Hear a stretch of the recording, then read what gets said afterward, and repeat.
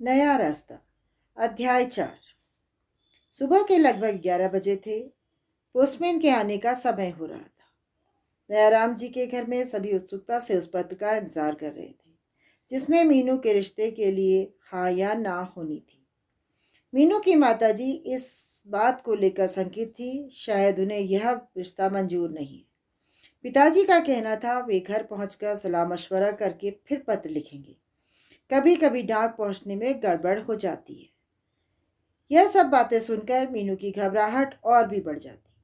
पुरानी यादें फिर ताजा होने लगती। इससे पहले भी उसे कई बार देखकर नापसंद कर दिया गया था। इतनी घबराहट तो उसे परीक्षा फल की प्रतीक्षा में भी नहीं होती थी। तभी उसे रोहित की आवाज सुनाई दी। मेरठ से पत्र आ गया है। पिताजी ने और सबने पत्र पढ़ा। सबके चेहरों पर गहरी उदासी छा गई। घर में छा गए सन्नाटे में वह समझ गई कि वहां भी वह नापसंद कर दी गई है। उसका दिल रो पड़ा। क्या वह कुरूप है? क्या कमी है उसमें? वह समझ नहीं पा रही थी। उसके मन में हीन भावना घर कर गई। शायद वह विवाह की योगी है ही नहीं।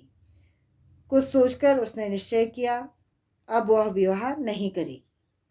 बाहर बैठे माता पिता की समझ में नहीं आ रहा था कि उन्होंने अचानक आशा का रिश्ता क्यों मांगा है। माँ सारा दोष आशा को देते हुए कहती है, मैंने इसे अंदर कमरे में जाने के लिए मना किया था, पर इसने कहाँ सुनी। यह सब उसी का नतीजा है। घर में सभी चिंतित और उदास हो गए थे। पिताजी ने कहा कि हमारी बेटी एमए पास है, बहुत सुंदर न सही, देखने में अच्छी लगती है, फिर आखिर इसका कसूर क्या है।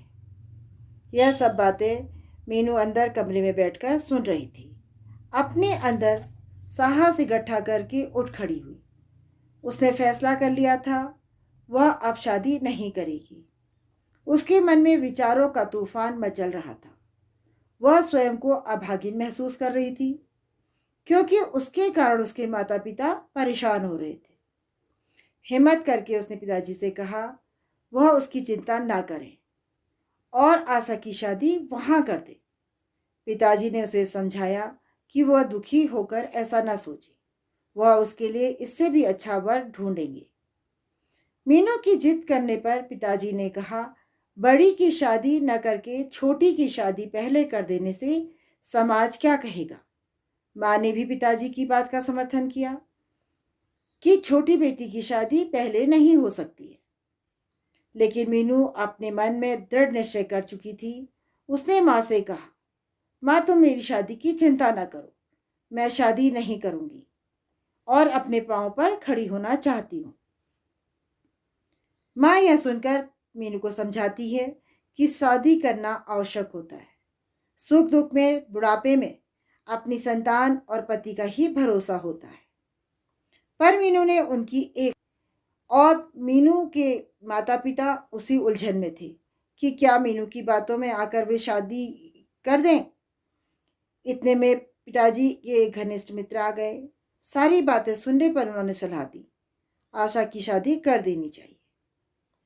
यह सुनकर पिताजी ने निश्चय किया कि एक बार मेरठ जाकर अमित के पिताजी से मिल लेना चाहिए। अमित के घर मेरठ पहुंचकर दयाराम जी को कुछ देर इंतजार करना पड़ा। पता चला मायाराम जी कहीं बाहर गए हैं। तभी कुछ देर बाद एक चमचमाती कार वहां पर आकर रुकी। एक सज्जन ने अंदर प्रवेश किया। बातों बातों में पता चला यह सज्जन मेरठ के ही एक संपन्न व्यक्ति धनीमल जी है।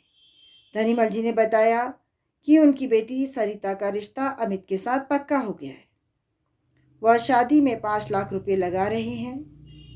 यह सुनकर दयाराम जी के पैरों तले धरती खिसक गई। उसी समय वह वहां से उठ खड़े हुए। रास्ते भर दुखी होकर दयाराम जी यही सोचते रहे कि उन्होंने ऐसा क्यों किया।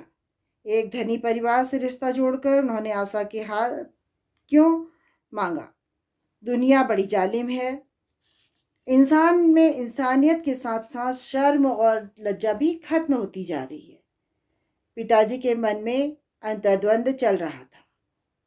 दयाराम जी घर पहुंचे। उनका दुखी और उदास चेहरा देखकर सब समझ गए कि वहां आशा के रिश्ते के लिए मना हो गई है।